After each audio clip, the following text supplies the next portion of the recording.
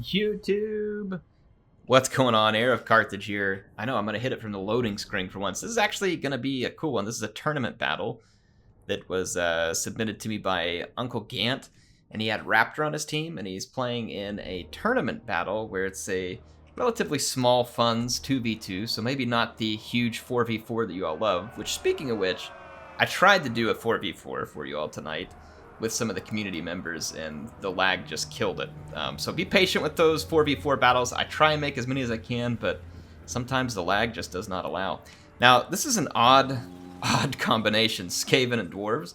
Not an odd combination in a competitive sense, odd in a lore sense, right? So I don't know, is that one grudge removed and one added?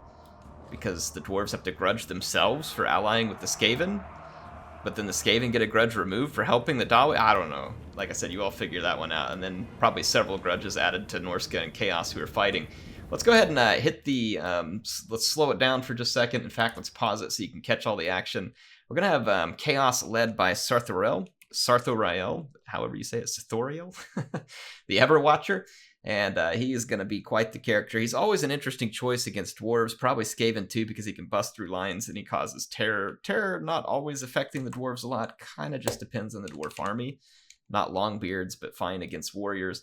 He's going to have a Feral Manticore supporting in the air, and then as for the Chaos army, there are a couple of units of warriors with great weapons and a single Chaos Marauder, and there are some warriors with halberds, probably to potentially take on anything that Skaven might throw. And they are armor piercing as a side note, could potentially still be good against dwarf infantry. An aspiring champion to back up the leadership. And then as for Norska, we have a Marauder Chieftain on foot in the back. He's supported by a Skinwolf Werekin, a Shaman Sorcerer Lore of Fire, a Feral Manticore. Then there are several Marauders. And then there is the Icehorn Marauders here as well. There are some Marauder Hunters with Javelins. Again, a decent unit to keep around in case you feel like you might have to take out some large targets. And then you can see a couple of Marauder Spears and then some more Marauders. And then there is also a Gorebeast Chariot. Pretty good pick for taking out armored infantry if necessary. And then there are a couple of Norscan Warhounds, Vanguard deployed behind the main force. So let's get you all some action here, shall we? This is going to be a really good match. Oh, we're going to enjoy this one. Sorry, I didn't even call out the other army. Air. Sometimes I wonder about you, and I am you. All right, so as for the Skaven and Dwarf army, we're going to have a Rune Lord being supported by a Rune Smith, so there's going to be a lot of capability to slow down enemy units here, but there's also some Oath and Steel, which will buff up the armor. There are a couple of Rangers supporting up front, along with an Iron Drake, who you can see is already getting off some devastating attacks on these Marauders. And there is also an Iron Drake with Trollhammer torpedoes. So we have an anti-infantry and an anti-large variant. Plus, we have Ulthar's Raiders, which, remember, this is a anti-armor missile unit that is good at only close quarters. And they have a special ability called Marked by Ulthar, which can really quickly tear apart a key unit because it adds missile weakness, I believe. And then the Skaven just have a bunch of clan rats, mostly for infantry, not all, but mostly. And then there is this Council Guard, which is an unbreakable Storm Vermin with Halberd. And then we've also got Natty Bubo's Sharpshooters here, which is a great long-range asset for the Skaven, 275 range there. There are Dragonback Slayers and regular Slayers, and then there are a couple of units of Rat Ogres, and there's also a unit of Warp Grinder Weapon Team. This is a good unit in multiplayer for potentially having a way to lock down units for a moment while you react, because they have a special ability that can cause other units to not be able to move in an area of effect. It's kind of like a net, so to speak. So let's see how it all plays out. Now, the pick of Iron Drakes by the Skaven and the Dwarves here is an interesting pick. Iron Drakes are really good specifically against low armor infantry, but quite honestly, they are good against any infantry as long as they're alive and firing. So if that unit can be carried into late game, it will be decimating to their enemies, and you can see it's already been decimating up front. Look how quickly it dished a ton of damage to a couple Marauders, allowing just cheap Skaven to intervene. And then there's a very nice use of Warp Lightning here by Ikit Claw for the Skaven. And Ikit Claw is causing some hit. Whoa, that's a Grudgin. See that friendly fire from Ikit Claw? Yikes, Ikit. That's going in the book, man. Anyway, Sarthorael gets engaged in battle early, and he gets hit by Mark by Ulthar. I told you about this earlier. And there are Iron Drakes and the Ulthar's Raiders, and even though he has heavy missile resistance, he takes massive damage and immediately loses about half his health. Now, the Chaos and Norskins are running a hard flanking maneuver, trying to get in behind the Skaven and Dwarf formation. Very nice use of magic by Ikitclaw and the Skaven here. I think they're doing a great job of focusing this stuff where it belongs. But you gotta watch out too.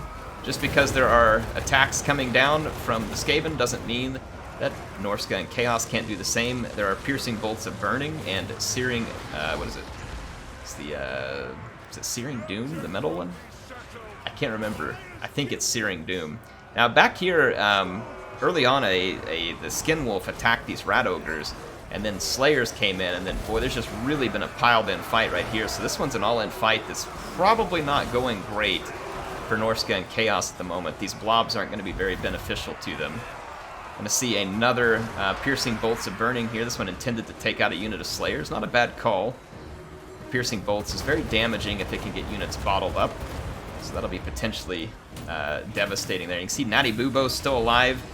All of the Iron Drakes are still alive. This Iron Drake is alive, and the one with Trollhammer torpedoes is still alive as well. This is big trouble.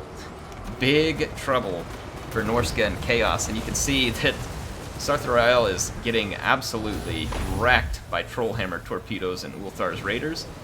His missile resistance can only go so far, and then the standard Iron Drakes are able to fire away too, and anytime infantry gets blobbed up, the Iron Drakes are going to cause tremendous damage. They get 162 missile damage, and remember that they imbue the Burnt debuff, which drops leadership significantly. So they can also help lead to chain routes if used in the proper place. So do not underestimate Iron Drakes, folks. If you come up against them, get them off the battlefield unless you want to watch them sear your troops to an utter crisp. They're a unit that is ignored by many Dwarf players as thinking they're irrelevant, and they are not. They're difficult to protect at times, but quite good. Look, here's that special ability from the Warp Grinder weapons team. See, they're holding everything in place, keeping units away from skirmishers. Again, very nice Warp Lightning use. There's also been very good use of Brass Orb, like right here, where a bunch of heavily armored Chaos Warriors get just yanked in and totally Skaven schemed. And then more Breath Attack coming from Skaven. Now, that one did almost nothing to the targets there, which is pretty interesting, but the Skaven, though, really using the Winds of Magic and the schemes and machinations of Ikitclaw to their favorite. Look at that right there. See that? When I'm talking about big chunk of health get burning off of a Chaos Warrior that could otherwise cause tremendous damage at this point in the battle. And look at this fight back here. This Rat Ogre originally attacked, still going with the support of the Slayers. Tough infantry units being hit by Warp Lightning. This is something that Skaven excel at, doing a lot of damage to infantry for pretty cheap Winds of Magic. Warp Lightning is not to be underestimated. If your units are in a somewhat dense formation, Warp Lightning is very effective at being used against armor and just doing lots of blob damage. You can see Ikit now in supporting these Warp Grinder weapon teams, looking pretty dang cool here. Ikit putting the moves on. And we'll take a look at what is left. The Rune Lords back here fighting, and look right here, Piercing Bolts of Burning, going straight for the Trollhammer torpedoes, or sorry, Searing Doom. And it does get them. Searing Doom is effective against armor. Sarthorael is in really bad shape. He has been taking missile fire the whole battle, and it is a testament that he has lived this long. I tell you, most lords wouldn't have. His somewhat resistance to missiles is the only thing that has kept him alive as long as he's been alive, and alive is not a word that can be used to describe him in just a moment, as he is finished. But look at that Piercing Bolts of Burning coming in here too off the Shaman Sorcerer Lore of Fire. 60 kills, it's nothing to sneeze at. But check it out, Ikitclaw over here with 126. Ikit has gotten some serious work done, though to be fair, he is in a pretty tough place right now. But this blob, late game, look at that, nice brass orb out there, and then look at the blob late game that the the Iron Drakes are able to take advantage of. There are still Trollhammer torpedoes as well. And you're going to see those being fired in shortly, and it's going to be rough when you've lost your mobility and you can't take these units off the battlefield, the damage will mount very quickly. And if there's friendly fire with these guys too, they just melted a whole bunch of Council Guard. And there's one shot that went straight through Ulthar's Raiders and killed a bunch of them. You see the Shaman Sorcerer about to go here. But look at the Marauder Chieftain. Now just at the complete mercy of Iron Drakes with both Torpedo and Flamethrowers and Rangers. No one can take that. And indeed he does not. This is a fun battle. It was cool. It came from a 2v2 tournament. And hey, congrats to Uncle Gant and Raptor on a good tournament win here. And GG to their opponents who brought fun armies as well. I don't, have like any major complaints. Here's the problem with Warhammer 2 is you got to pick an army. Sometimes it's a great pick. Sometimes, even though your pick makes sense in your head, it doesn't turn out to be a great pick because of what your opponent picks. That's just part of the game, right? It's what you come into. But Vindicare and Dodoccasin, great game, guys. Thanks for playing. It was fun to watch. Definitely fun to watch. So let's take a look at the factions here. I love the pick of the Iron Drakes. Like I said, it's a big risk. Uncle Gant comes with very little in terms of number of troops, but he's got some units to help protect these key units, and if you can keep them safe, and obviously the Runesmith and the Runelord are meant to control the speed and help buff the armor of the Slayers, right?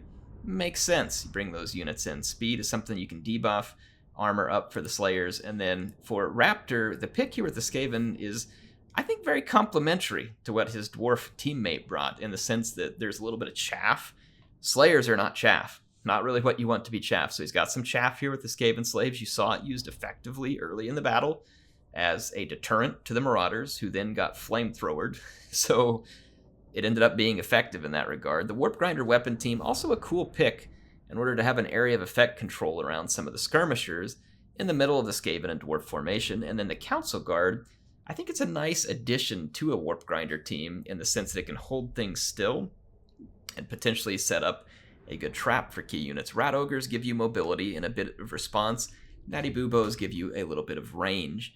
Range that would be more than sufficient against Chaos and Norska. Now, if you're going to come up against other cannons or some type of catapult, maybe not, but in this case, quite good. So nice pick by Raptor, but I think really with Raptor here, very nice use of Icket Claw. There were multiple brass orbs that were very effective, and that's great. If you're going to bring that ability, you got to put it to use.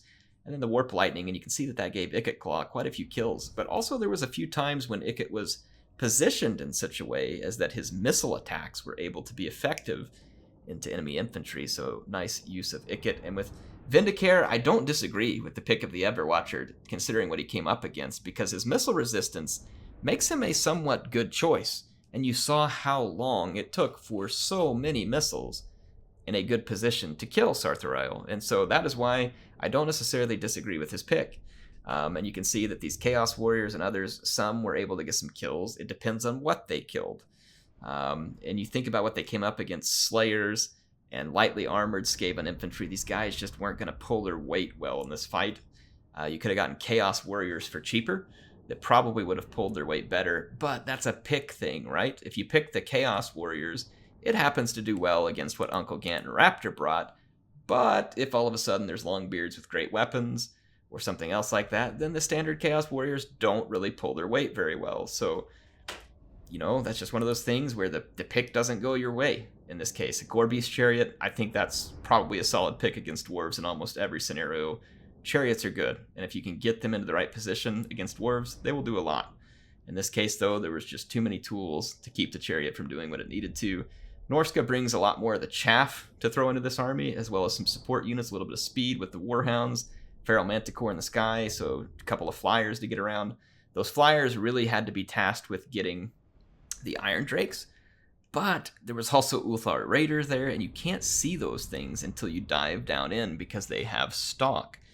So it makes them a very dangerous unit. At least once, you will probably get to use them well, as long as you position them. And in this case, it definitely probably made it harder for the two flyers to get to the targets they needed to. It's a risky scenario. If you're going to win this battle as Chaos or Norska, you have to go all in and plow through the lines and get to the skirmishers.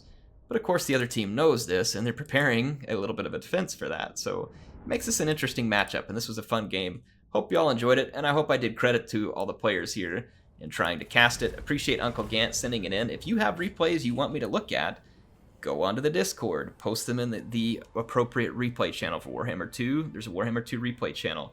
Or feel free to email it to me at airtotalwar@gmail.com. Tell me why you think it would make a good replay. I'll, of course, be playing some battles of my own as soon as I'm able to. Hey, I really appreciate all of you who are in the Discord. You're fantastic. If you haven't joined it, you should. It's a fantastic community. I love spending time there. It's a great place to be. And then, of course, if you want to help support the channel here, if you like the video, like it. Leave a comment. If you want to see more and you'd like to be notified, feel free to subscribe or click the bell. And if you think it's awful, feel free to go into the comments and tell me why it's awful, and smash that dislike button. Anyway, HeirofCarthage signing out for now. I can't wait to see you all next time.